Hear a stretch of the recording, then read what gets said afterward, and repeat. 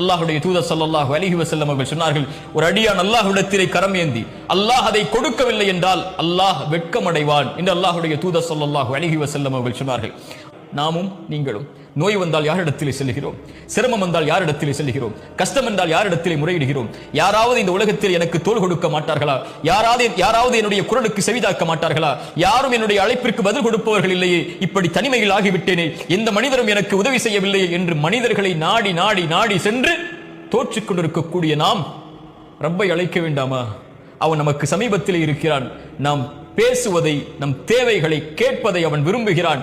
கொடுக்கவில்லை என்றால் அவன் வெட்கப்படுகிறானே, அவனை நாடி செல்லாமல் இந்த அற்ப மனிதர்களை உதவிகளுக்காக, துணைக்காக நாடி சென்றால் என்ன அர்த்தம்?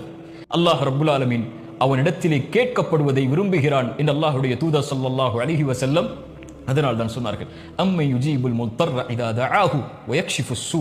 கஷ்டத்தில் சிக்கி தவிப்பவன் அழைக்கும் போது, சிரமத்தை நீக்குவதற்காக அழைக்கும் போது, அந்த அழைப்பிற்கு என்னை தவிர யார் பதில் கொடுப்பார்கள் என்று அல்லாஹ் ரப்புல் ஆலமீன் கேட்கிறான்.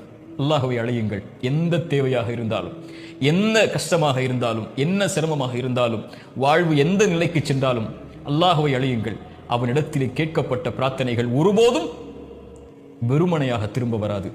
அல்லாஹ் நம்மோடு இருப்பான்.